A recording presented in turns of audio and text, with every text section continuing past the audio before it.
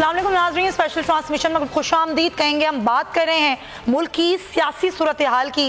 اگر بات کریں تو ملک کی سیاسی صورتحال میں ہم دیکھ رہے ہیں کہ سیاست کا پارا ہائی ہو چکا ہے، کیونکہ مولانا فضل الرحمان جو کل خطاب کیا اس میں انہوں نے استعفے کا مطالبہ بھی کیا اور یہ کہا کہ 2 دن کا ہم ٹائم دیتے ہیں کہ وزیر اعظم عمران خان استعفیٰ دیں اور انتخابات دوبارہ سے کرائے جائیں۔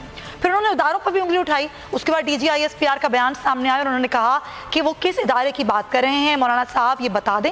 اور اگر وہ فوج کی بات کرتے ہیں تو فوج نے اپنا کردار اس حد تک الیکشن میں ادا کیا کہ انہوں نے الیکشن کروائے اور اس کے انتظامات اپنے ہاتھ میں لیے، لیکن فوج ایک غیر جانبدار ادارہ ہے۔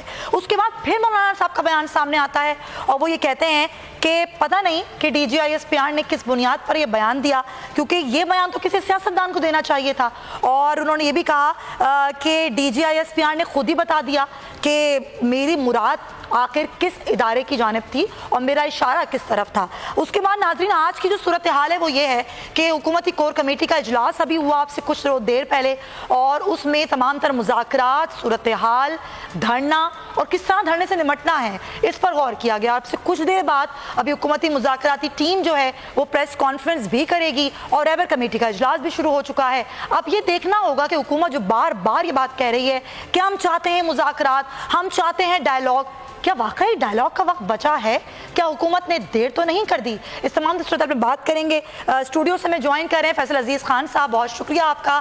نذیر لغاری صاحب بھی ہمارے ساتھ ہیں، آپ کا بھی بہت شکریہ۔ اور لیفٹیننٹ جنرل ریٹائر نعیم خالد لودھی صاحب بھی ہمیں اس ٹرانسمیشن میں جوائن کر رہے ہیں۔ آپ تینوں حضرات کا بہت شکریہ۔ فیصل صاحب، گفتگو آغاز میں آپ سے کروں گی۔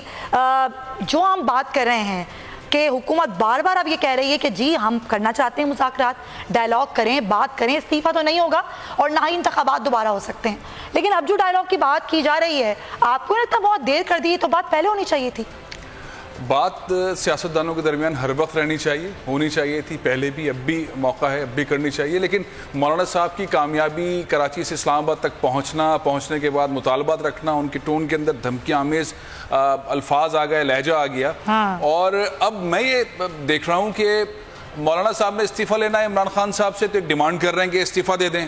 دوسرا، مولانا صاحب کے پاس ایک اور راستہ ہے، وہ عمران خان اگر استعفیٰ نہ دیں اور نہ مانیں، جس کے ذریعے پی ٹی آئی اور اس کی کمیٹی جو ہے کبھی بھی نہیں مانے گی اور انتخابات نہیں ہو سکتے، لیکن ایک اور راستہ ہے، وہ راستہ یہ ہے کہ میاں صاحب بلاول بھٹو زرداری کو قائل کریں، شہباز شریف نواز شریف کو قائل کریں، اسفندیار ولی کو، حاصل بیزنجو کو، تمام پارٹیز کے لیڈران کو قائل کریں اور قومی اسمبلی سے، صوبائی اسمبلی سے اور سینٹ سے سب ریزائن کر دیں۔ جیسے ہی وہ ریزائن کریں گے تو ایک بحران کھڑا ہوگا، عمران خان صاحب کو ریزائن کرنا پڑے گا، نئے انتخابات کا اعلانات کرنے پڑیں گے اور نئے انتخابات کے بعد چلے جائیں گے۔ یہ قائل کرنے والی بات فیصل صاحب دیکھیں، یہ تو بات پہلے ہونی چاہیے تھی۔ جب آپ کو اسٹریٹجی بیان بناتے ہیں تو آپ پہلے اپنے گراؤنڈ پہ دیکھتے ہیں کہ ہم کیا کر سکتے ہیں، ہم کس طریقے سے پریشرائز کر سکتے ہیں۔ تو یہ جو آپ نے مشورہ دیا ہے یہ تو ہو جانا چاہیے تھا۔ ایک پرابلم ہے نا اس میں یہ کہ پیپلز پارٹی 12 سال سے سندھ میں حکومت میں، وہ فضل الرحمان صاحب کی بات مانے گی نہیں مانے گی، میاں صاحب کو ضمانت مل گئی، وہ لندن جانا چاہتے ہیں، وہ یہ بات مانیں گے نہیں مانیں گے۔ دوسرے کیسز چل رہے ہیں، بے نامی اکاؤنٹس وغیرہ کے، اس کے بہت سارے، جب گڑبڑ ہوتی ہے، کوئی ایسا ماحول بنتا ہے تو صورتحال میں سینیریو کیا ہوگا۔ بہرحال جس پیک کے اوپر مولانا فضل الرحمان پہنچ گئے، اس سے واپس آنا، فیس سیونگ کرنا ان کے لیے بہت مشکل بھی ہے، اور حکومت کے لیے راستہ دینا ان کے لیے بھی بہت مشکلات ہیں۔ نعیم صاحب، اب جو یہ صورتحال ہے کہ مولانا صاحب جو ہیں وہ تمام تر جو باتیں کر رہے ہیں اور جس طرح اداروں پر انگلیاں اٹھا رہے ہیں، تو نہ وہ گئے سپریم کورٹ، نہ انہوں نے عدالت کا دروازہ کھٹکھٹایا، نہ وہ الیکشن کمیشن کے سامنے گئے، نہ انہوں نے کوئی قانونی چارہ جوئی کی، اور وہ آ کے سڑکوں پر بیٹھ گئے اور اداروں پر انگلیاں اٹھا کے یہ کہتے ہیں کہ ادارے ملوث ہیں، اداروں نے یہ کیا، اداروں نے وہ کیا ہے۔ تو ان کی اس گفتگو سے کیا وہ یہ پریشر وہ چاہتے ہیں بلڈ اپ کرنا وہ کر سکتے ہیں یا پھر کچھ اور ہی ہوگا؟ آپ کیا سمجھتے ہیں؟ ہاں جی، دیکھیں، کوئی ایک ادارے، ویسے تو جو وہ کہہ رہے ہیں اس میں تو بالکل کلیئر ہے کہ وہ آرمی کی بات کر رہے ہیں، اور آرمی نے یہ سوال کیا تو ہے، لیکن میرے خیال آرمی کو اس کا جواب اچھی طرح معلوم تھا۔ لیکن آپ یہ سوچئے کہ جس ملک میں اپوزیشن، کافی بڑی اپوزیشن ہے، اس میں آپ کو پتہ ہے کافی جماعتیں شامل ہیں، نہ تو وہ ہائر جوڈیشری پر اعتبار کرتے ہیں، نہ وہ نیب پر اعتبار کرتے ہیں، نہ وہ الیکشن کمیشن پر اعتبار کرتے ہیں، نہ وہ فوج پہ اعتبار کرتے ہیں جس کا انہوں نے کر دیا. تو کون سا ادارہ رہ گیا؟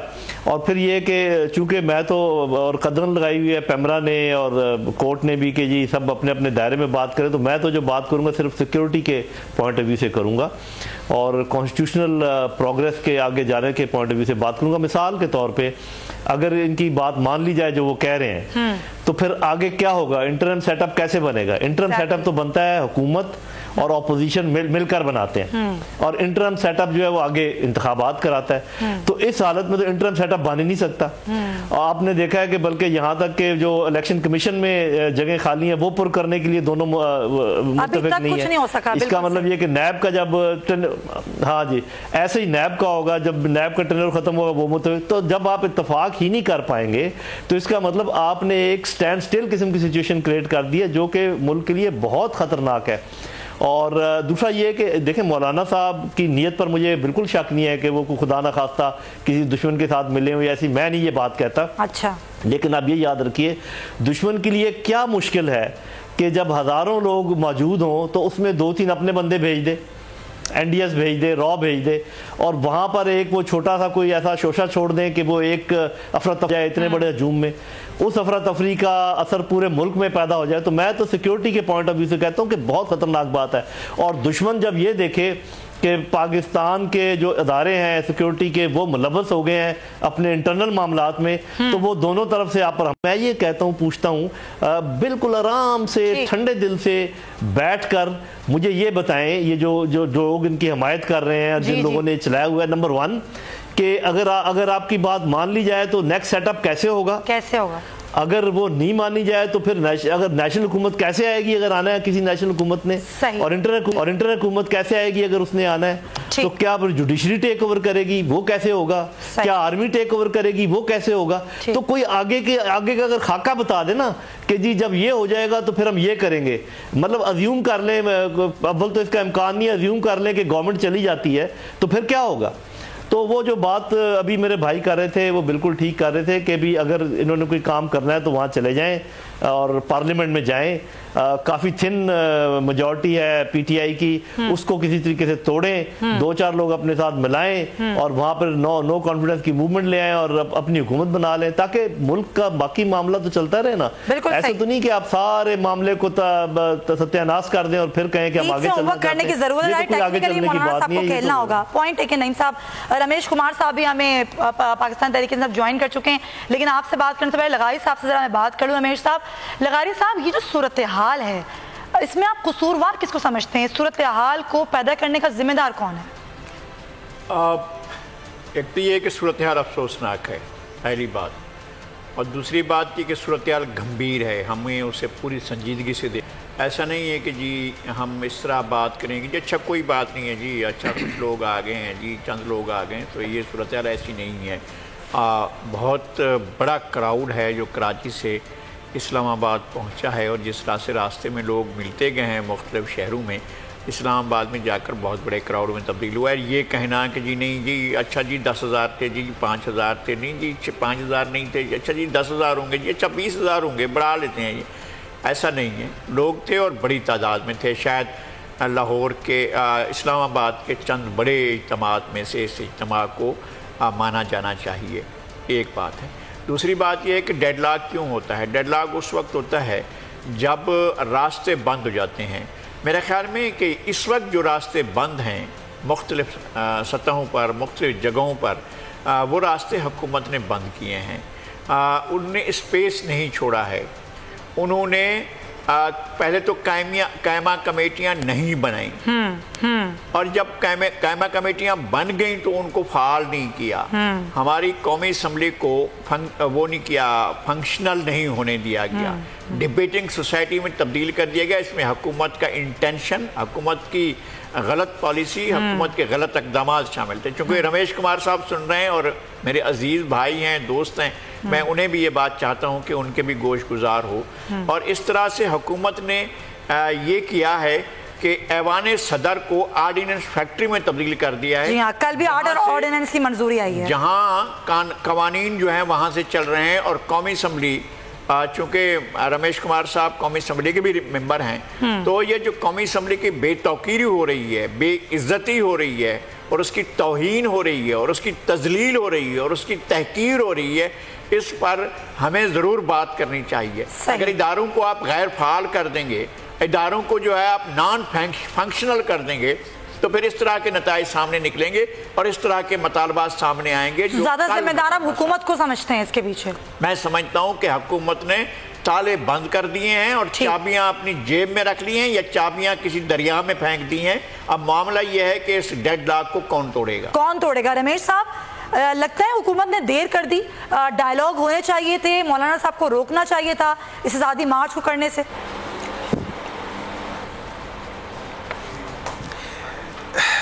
فیصل میرے دوست بیٹھے ہیں، ان کے ساتھ میری کافی اٹیچمنٹ رہی جب وہ یہاں پہ جیو میں رپورٹ کرتے تھے، ہم ایسے آپس میں صلاح مشورے کرتے تھے، تو اس ٹائم پہ کبھی کبھار ہماری بات ہوتی تھی سیاستدانوں کے حوالے سے کہ مولانا فضل الرحمان، آصف زرداری اور چودھری شجاعت، ان تینوں بندوں کی سیاست کو سمجھنے کے لیے پی ایچ ڈی کرنی پڑے گی، یہ بڑے سیاستدان ہیں۔ اور جب مولانا فضل الرحمان یہ موو کرنے جا رہا تھا، اور میں نے ان چیزوں کے اوپر لکھا بھی صحیح، میں نے اپنی پارٹی کے اندر بات بھی کی کہ کم سے کم اب وقت آ گیا ہے، ہمیں اپنے لہجے کے اندر تبدیلی لانی پڑے گی، ہمیں کم سے کم ایسا موقع نہیں فراہم کرنے دیا جائے جس کے اندر ہم اپنے دشمن دن بدن بڑھاتے جائیں۔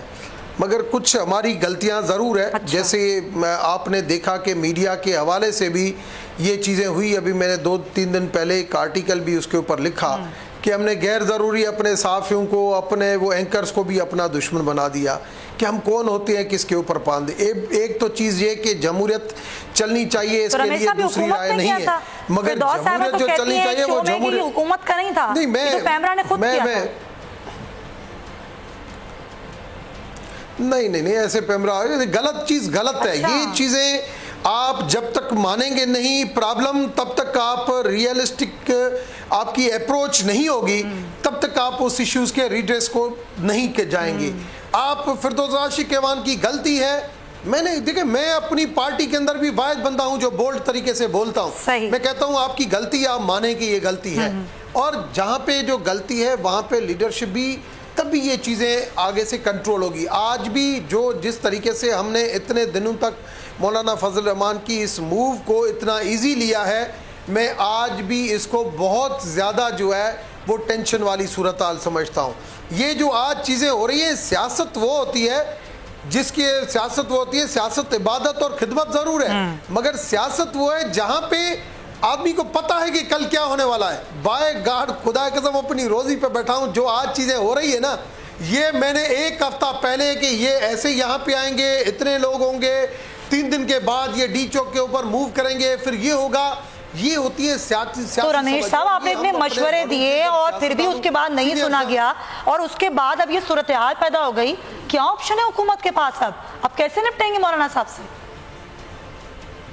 دیکھیں اب میں سمجھتا ہوں آج بھی جمہوریت کے جتنے رکھوالے ہیں وہ کم سے کم اپنے آپ کو ایکٹیو کریں، آئیں اور اس مسئلے کا بیٹھ کے حل کریں۔ آپ اگر ایگریسولی اس چیز کو فورس یوز کریں گے وہ بھی چیزیں اچھی نہیں ہوگی۔ جب اتنے لوگ جو پاکستانی ہیں، جس کو ہم اپنی تقریروں میں کچھ بھی کہہ دیں، کوئی غیر پاکستانی نہیں ہے، جب بھی ایک تو ہمارے اوپر الزام جو ہے، جب گورنمنٹ میں ہوتا ہے ایک طرف بات کرتا ہے، اپوزیشن میں ہوتا ہے ایک طرف بات کرتا ہے۔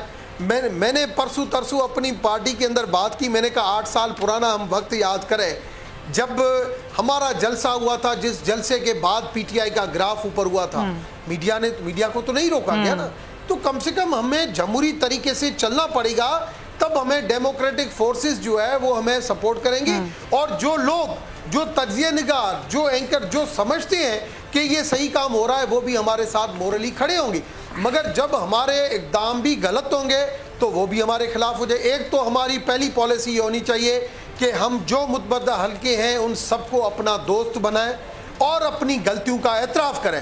میں تو آج یہ سمجھتا ہوں ہماری پہلی جیت یہ ہے کہ ہم یہ کہیں کہ ماضی میں 2014 میں ہمارا بھی پی ٹی آئی کا دھرنا جو ہے وہ بھی غلط تھا، دیکھیں نا بات یہ ہے کہ جب آج اس کو ہم غلط دھرنے کو کہتے ہیں بالکل غلط ہے تو ماضی کا بھی غلط تھا. بڑی بات ہے بھائی فیصل صاحب, رمیش صاحب تو اتنا کھول کر بول رہے ہیں, ضرور آپ نے یہاں نہیں بولا ہوگا, آپ نے بولا ہوگا, آپ نے بیٹھ کر اپنے جو حکومتی اراکین ہیں ان سے بھی بولا ہوگا. میں ہمیشہ, ہاں جی دیکھیں میں فیصل کو پتا ہے, فیصل صاحب کو پتا ہے, فیصل بہت اس ٹائم ایکٹر تھا, مشرف صاحب کے سامنے بھی کوئی لوگ نہیں بولتے تھے, میں اسی ٹائم پہ بھی باتیں کر دیتا تھا اٹھ کے کہ سر یہ ایسے نہیں, ایسے ہونا چاہیے. بات اصولوں کی سیاست کرو, آپ اصولوں کے ساتھ آپ کے اخلاق کی وجہ سے آپ کی عزت بنتی ہے, آپ کی کرسی کی وجہ سے عزت نہیں بنتی ہے. پہلی آپ کی یہ سوچ ہونی چاہیے. فیصل صاحب ظاہر ہے ابھی جو باتیں ہیں بالکل صحیح, پوائنٹ ٹیکن رمیش صاحب, کیوں پوائنٹ ٹیکن, نظیر لگاری سچ کہتا ہے. صحیح, سچ تو آپ زیادہ کہہ رہے ہیں, لیکن اب دیکھنا یہ کہ سنیں گے کیسے حکومت کس طریقے سے اپنے موڈ کو بدلے گی. فیصل صاحب باتیں بالکل صحیح ہیں اور باتیں کھل کے بھی ہیں, لیکن باتوں سے کچھ نہیں ہوگا, عمل سے ہوگا. اور کتنے لوگ ہیں جو مان لیں گے رمیش صاحب کی اس بات کو؟ دیکھیں ایک تو ڈاکٹر رمیش نے جتنا کھل کے بھی کہا, اس سے پہلے بھی اس طرح کی گفتگو کرتے رہے. اچھی بات ہے کہ سیاستدان جو ہیں وہ اپنی پارٹی کے اندر اگر غلط فیصلے ہو رہے ہوں تو وہاں ان کو اس پہ اپنا پوائنٹ آف ویو دیں, بے شک ان کے قائدین کو, ان کے رہنماؤں کو پسند آئے تو یہ ایک اچھی بات ہے. لیکن میں یہ سمجھتا ہوں کہ جس جگہ پہ ہم آ کے کھڑے ہوئے ہیں, اگر فرض کریں اس کا دوسرا حل جو میں نے پہلے بتایا تھا کہ اگر خود یہ استعفے دے دیتے ہیں, اپوزیشن فضل الرحمان صاحب قائل کر دیتے ہیں اور اس کے بعد ایک مڈ ٹرم گورنمنٹ کی طرف جاتے ہیں تو اس کا فارمولا ڈسکس ہونا چاہیے. اگر دوسرا راستہ اپناتے ہیں, ڈی چوک کی طرف موو کرتے ہیں, تو پھر حکومت کیا کرے گی, پھر فوج کیا کرے گی؟ اگر فوج آ جاتی ہے اور یہ جو ہم دیکھ رہے ہیں نوجوان جن کے پاس لاٹھیاں ہیں, جن کے پاس طالبان کے جھنڈے بھی ہیں, جن کے پاس تلواریں بھی ہیں, تو یہ تو خون خرابہ ہوگا سڑکوں پہ. جب خون خرابہ ہوگا تو عمران خان تو سائڈ پر ہو جائیں گے, پھر تو فوج آ جائے گی اقتدار کے اندر جس کے چانسز ہیں. اور اگر وہ آ جاتی ہے تو پھر اپوزیشن کو یہ سوچنا چاہیے جو بے نامی اکاؤنٹس کے کیسز چل رہے ہیں, نیب کے کیسز چل رہے ہیں جو 3 سال 4 سال سے چل رہے ہیں, جس کی تاریخیں ہو رہی ہیں, مارشل لا آنے کے بعد 1-2 ہفتے کے اندر یہ کیسز کا فیصلہ ہوگا. یہ پیسہ جو باہر پڑا ہوا ہے نا, کیونکہ جنرل باجوہ کا جو اپروچ ہے, جس طرح وہ گفتگو کرتا ہے, جس طرح سے وہ ٹارگٹ لے کے چل رہا ہے, جس طرح سے وہ لوگوں سے ملتے رہے ہیں 1-1.5 سال کے اندر, جو پاکستان کا پرسیپشن ساری دنیا کے اندر بنا ہے, بہت پازیٹیو پرسیپشن بنا. اقوام متحدہ ملے, باجوہ صاحب خود گئے, پرائم منسٹر گئے, بہت تیزی سے پاکستان نے ایک پرسیپشن اپنا بہت پازیٹیو دکھایا. 70,000 لوگوں کی قربانی ہم نے دی ہے, معیشت ہماری تباہ ہوئی ہے, بہت کھل کے امریکہ سے بات چیت ہوئی. یہ سارا نیریٹو اس وقت خراب انڈین میڈیا کے اوپر اگر آپ دیکھیں تو وہ ڈنڈے دکھا رہے ہیں, وہ تلواریں دکھا رہے ہیں, وہ طالبان کے جھنڈے دکھا رہے ہیں, وہ کہہ رہے ہیں اسلام آباد کے اندر طالبان قبضہ کر سکتے ہیں. ایسی صورت میں اگر فوج آ جاتی ہے تو یہ اپوزیشن کے لوگ جو تاریخ پہ تاریخ لے رہے ہیں نیب کورٹ سے, 2 ہفتے کے اندر ان کے خلاف سارے کیسز ہوں گے, سارا پیسہ باہر نکلے گا, اور جن کے خلاف انکوائریز چل رہی ہیں ان کے ریفرنسز بنیں گے, نئے وہ ہوں گے, تو فوج تو اپنے حساب سے چلے گی. تو اپوزیشن کو یہ بھی دیکھنا چاہیے کہ یہ والا راستہ نہیں تو اس والے راستے میں کیا ہوگا, اور یہ والا راستہ نہیں تو اس والے راستے میں کیا ہوگا. تو پریشر صرف حکومت پہ نہیں ہے, پریشر اپوزیشن پہ بھی بہت زیادہ ہے. اس پریشر کے لیے بیچ میں کوئی تھرڈ پارٹی, کوئی ایسے سیاستدان, کوئی ایسے لوگ وہ بیچ میں آئے اور ایسا راستہ نکالے جس میں دونوں کی فیس سیونگ ہو. عمران صاحب کا بھی جو ایک پوائنٹ آف ویو ہے کہ نہیں دوں گا کچھ بھی کر لو, اور ان کا بھی جو پوائنٹ آف ویو ہے نہیں جائیں گے جب تک استعفیٰ نہیں دو گے, تو یہ بڑا خطرناک قسم کا ڈیڈ لاک ہے. بالکل صحیح. نعیم صاحب, جس طرح فیصل نے بھی کہا اور فیصل صاحب بات کر رہے ہیں, آپ کو لگتا ہے سچویشن کوئی جا رہی ہے مارشل لاء کی جانب؟ لیکن یہ جا سکتی ہے, اور کہیں ایسا نہ ہو خدا نہ خواستہ کہ مولانا صاحب کا یہی منشا نہ ہو کہ یہ اب سمجھنا چاہیے نون کو بھی اور پیپلز پارٹی کو بھی کہ ایسا نہ ہو کہ یہ انہی کے خلاف ایک سازش ہو رہی ہو. یہ ویسے میں اندازہ لگا رہا ہوں کہ مولانا صاحب سے تو کچھ بھی, تو میرا اپنا خیال یہ ہے کہ حکومت کو جو آپشنز ہیں نا, سیاسی آپشنز جو کہ میرے خیال میں ہیں, ایک تو میرے نظر میں یہ آپشن ہے کہ وہ ایک چیلنج کر دیں مولانا صاحب کو کہ 4 صوبوں میں وہ ایک سیٹ پر عمران خان صاحب کے ساتھ مقابلہ کر لیں, اور دیکھ لیں. وہ جو ان کا یہی کہنا ہے نا جی یہ سلیکٹڈ ہیں اور ان کے پیچھے لوگ نہیں ہیں, تو پتہ چل جائے گا. کیونکہ بار بار کئی آپ کو پتہ ہے سیٹوں پہ کاؤنٹنگ ہوئی ہے, ری کاؤنٹنگ ہوئی ہے, اور اگر کبھی کوئی تبدیل ہوئی بھی ہے سچویشن تو 19-20 کی ہوئی ہے. تو یہ کہنا کہ پی ٹی آئی کے ووٹ نہیں ہے یا پی ٹی آئی لوگوں کے طاقت سے نہیں آئے کسی اور طریقے سے, یہ تو بہت غلط بات ہے.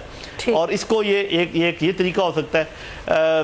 دوسرا یہ ہے جو کہ کچھ لوگ اس سے ایگری نہیں کرتے, اسلام آباد میں نہ کریں لیکن کراچی, کوئٹہ, لاہور, پشاور, گلگت इन 5 जगह पर पीटीआई अपनी शो ऑफ फोर्स करे, काउंटर शो ऑफ फोर्स करे कि जी देखें हमारे साथ कितने लोग हैं, वहाँ पर लोगों को जमा करें, वहाँ पर तकरीरें करें, इमरान खान साहब करें, बाकी लीडर करें, ताकि दुनिया, क्योंकि दुनिया जो देखती है वो कैम देख रही है, उनको नज़र आ रहा है कि अपोजिशन के इतने सारे लोग जमा हैं, उनको आइडिया नहीं है कि ये कितने करोड़ लोग हैं, और जब जो भी बंदा खड़ा हो जाता है वहाँ पर 100 बंदा तो वैसे ही उसकी शक्ल देखने के लिए खड़ा हो जाता है। तो ये 15-20 अगर ये 1 लाख का क्राउड भी है, जैसे कि मेरे भाई कह रहे थे, एन मुमकिन है, बड़ा क्राउड है, इसमें कोई शक नहीं है, तो ऐसे क्राउड पीटीआई भी बड़े आराम से तैयार कर सकती है, लेकिन वो करें इधर ना करें ताकि कोई क्रैश ना हो। तो इसकी पहली कोशिश सियासी होनी चाहिए, यही होनी चाहिए कि इनको ऑफर करें कि आप बताएं आप कंटेस्ट करना चाहते हैं, आप कोई और सीट खुलवाना चाहते हैं तो जाएं आप इलेक्शन कमीशन के पास और अपनी शो ऑफ फोर्स भी दिखाएं, अपने मैस मूवमेंट भी करके दिखाएं, और ये लास्ट रिजॉर्ट होना चाहिए। और मैं तो समझता हूं कि फौज को कहना चाहिए, हुकूमत को, कि जी आपके पास पुलिस है, आपके पास पैरामिलिट्री फोर्सेज हैं, मेहरबानी करके इन्हीं से इनको संभालें, हमने मशरकी बॉर्डर भी संभालना है, मगरबी बॉर्डर भी संभालना है, हमारे हैंड्स फुल हैं, तो आप मेहरबानी करके इनको खुद करें जो कुछ करना है। बिल्कुल सियासी हल इसका निकलना चाहिए, वाकई ऐसा खुदा ना खास्ता। बिल्कुल सही नहीं साहब, पॉइंट टेकन, सियासी हल निकलना चाहिए, इस पर मजीद भी बात करेंगे। वेलकम बैक जनाब, हम बात कर रहे हैं इस वक्त सियासी सूरत हाल की, और अभी ब्रेक से पहले जिस तरह नईम साहब गुफ्तगू कर रहे थे, लगारी साहब मैं उसी गुफ्तगू को आगे बढ़ाऊंगी कि इसका कोई सियासी हल निकलना चाहिए, और निकलना भी चाहिए। यही ऑप्शन इस्तेमाल करना चाहिए। नून लीग, पाकिस्तान पीपल्स पार्टी बड़ी जमातें हैं और बड़े ज़ीरक सियासतदान इसमें मौजूद हैं, वो धरने की मुखालफत करते आए, लेकिन आज उन्हीं के बयान सामने आ रहे हैं। क्या आप नहीं समझते कि उनको आगे आना चाहिए और इस पर बातचीत के जरिए इस मसले का हल निकालना चाहिए? नहीं, वो तो जाहिर है सियासी अमल में डायलाग सबसे बुनियादी चीज़ होती है। डायलाग के दरवाजे किसी तरह नहीं होने चाहिए, ना अपोजिशन की तरफ से ना हुकूमत की तरफ से। हुकूमत ने अब तक दरवाजे बंद कर रखे हैं, उन्होंने इंतज़ामी मामलात को ही फाइनल डायलाग समझ लिया था। उन्होंने कहा था कि ये जो जलसा हो रहा है, या जो जलूस आ रहा है, या जो मार्च आ रहा है, हम इसको मैनेज करने के इंतज़ामात के सिलसिले में जो गुफ्तगू कर रहे हैं, यही बस हतमी डायलाग है, बस वो आएंगे और आकर जो है वो एक जलसा करेंगे और उसके बाद चले जाएंगे। ऐसी कोई बात उन्हें समझनी नहीं चाहिए थी। असल बात यह है कि वो सियासी एजेंडा लेकर आ रहे थे, सियासी एजेंडे के साथ वो पहुँचे हैं। नंबर 1 ये बिल्कुल वादे होना चाहिए, इससे आगे की बात होनी चाहिए, इसलिए कि उन्होंने बहुत पहले कह दिया था कि हम इमरान खान के इस्तीफे के लिए जा रहे हैं और हुकूमत के खात्मे के लिए जा रहे हैं और नए इंतखाबात के लिए जा रहे हैं। ये 2-3 चीज़ें उन्होंने पहले से कह रखी थी, अब से नहीं बल्कि वो 1 महीना पहले से भी कह रहे थे। और इस दौरान में मेरी उनसे मुलाकात हुई थी तो उसमें भी वो इसी अंदाज में गुफ्तगू कर रहे थे। खैर इन चीज़ों से हट जाते हैं हम, लेकिन ये कि अगर हम जनरल नईम साहब बहुत मोतबर हैं और उनका बड़ा मकाम है, फैसल साहब हमारे साथी हैं और बहुत अहम उनकी गुफ्तगू होती है। मुझे इस बात का अफसोस है कि मार्शल लॉ की बात की जा रही है। मैं ये समझता हूँ कि पाकिस्तान में मार्शल लॉ की किसी भी तरह से कोई भी गुंजाइश नहीं है, एक लम्हे के लिए भी मार्शल लॉ की गुंजाइश नहीं है। यानी उसके बाद आप अगर खुदा ना खास्ता इस तरफ के ऑप्शन के बारे में सोचते हैं तो फिर आप पाकिस्तान के मुस्तकबिल के बारे में नहीं सोचते। मेरे ख्याल में इस तरफ हमें सोचना ही नहीं चाहिए। पाकिस्तान का मुस्तकबिल बहरहाल जमहूरी अमल से वाबस्ता है, और ये कहना कि जी फिर तो 2 हफ्तों में फैसले हो जाएंगे, क्या मतलब है कि इंसाफ का सिस्टम ख़त्म हो जाएगा, अदालतें जो हैं वो ख़त्म हो जाएंगी, सुप्रीम कोर्ट और हाई कोर्ट और सुपीरियर जुडिशरी ये सब ख़त्म हो जाएंगे, तहलील हो जाएंगे, हवा में उड़ जाएंगे और इंसाफ के सारे दरवाजे बंद हो जाएंगे, और फिर जिसको चाहेंगे आप जो है उम्र कैद की सज़ा दे देंगे, सबको उठाकर आप बंद कर देंगे, सख्त सज़ाएँ देंगे, उनकी पीठों को कोड़ों से दाग देंगे और फिर जो है उनको लिए आप फांसी घाट सजा लेंगे। क्या इस तरह के क्या मतलब है, क्या चीज़ें हैं ये? मेरे ख्याल में कि हमें इस मामले में बहुत एहतियात बरतनी चाहिए। इस तरह की बातें किसी तौर पर भी सही। मुनासिब नहीं है। हुकूमत इस वक्त जो अमल कर रही है वो नामुनासिब है, उसे सियासी डायलॉग की तरफ जाना चाहिए, हर सूरत में उस तरफ जाना चाहिए। बिल्कुल सही। हमें ज्वाइन करें JYF से कारी उस्मान साहब हमारे टेलीफोन लाइन पर मौजूद हैं। कारी उस्मान साहब, इससे पहले भी मेरी आपसे कई दफ़ा गुफ्तगू हुई और बात की जाती रही मुज़ाकरात की, डायलॉग की। हुकूमत अब भी चाहती है कि आप लोगों से मुज़ाकरात हों, डायलॉग हों। आप लोग क्या सोच रहे हैं?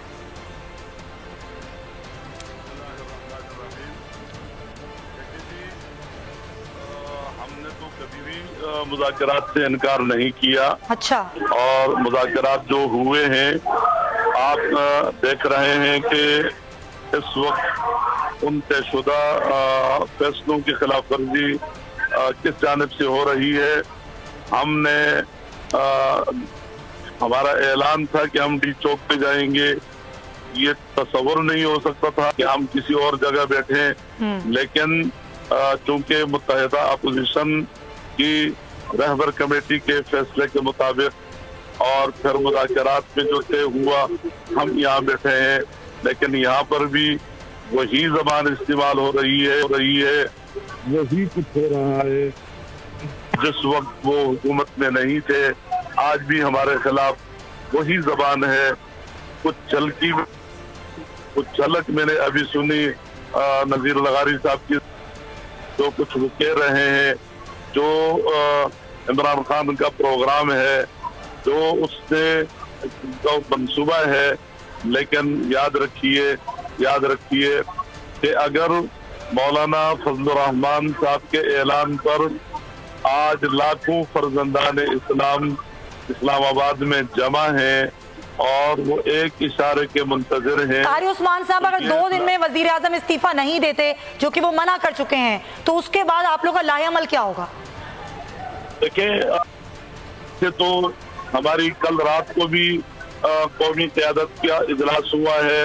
हम मुसलसल हमारी क़यादतें वो आपस में राब्ते में है और इस इज्तिमा में भी शरीक हैं, वहाँ भी राब्ते में है, आपस में इजलासात हो रहे हैं। तो भी 2 दिन की मुद्दत दी है, वक्त दिया है।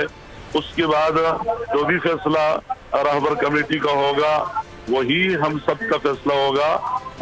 हमने इस मुल्क की बचाने के लिए हम निकले हैं। हमने इस मुल्क को बचाना है।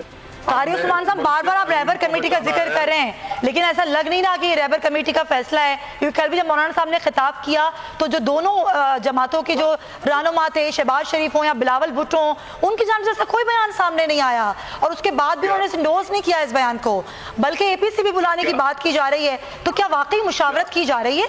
ये रहबर कमेटी के ही फैसले हैं? कल बयानात दोनों जमातों के कायदीन के बयानात हुए हैं, तकरीरें हुई हैं, उसके बाद इजलास रात को हुआ है और हम आपस में मुकम्मल तौर पे यकसुई हैं। लेकिन धरने में तो मौजूद नहीं है ना वो लोग आपके साथ? धरना देकर तो नहीं बैठे पीपल्स पार्टी और नून लीग आपके साथ? अभी नून लीग के अभी मेरे सामने नून लीग के चौधरी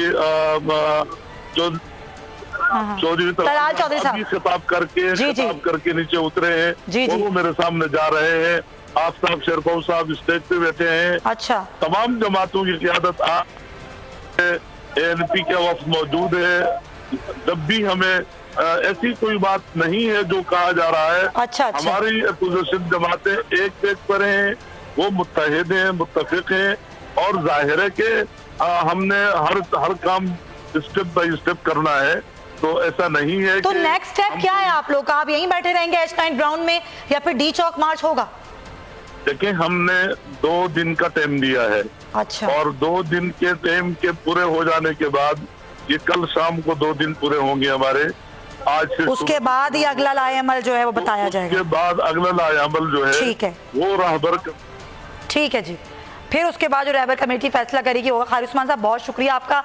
रमेश साहब, सारी गुफ्तगू आपने सुनी। कारी उस्मान साहब ये कहते हैं हम तो तैयार हैं डायलॉग करने को, लेकिन जो बयानबाजियां हैं, जो रवैया हुकूमत का है, वो रवैया तब्दील होगा तो कोई बात होगी।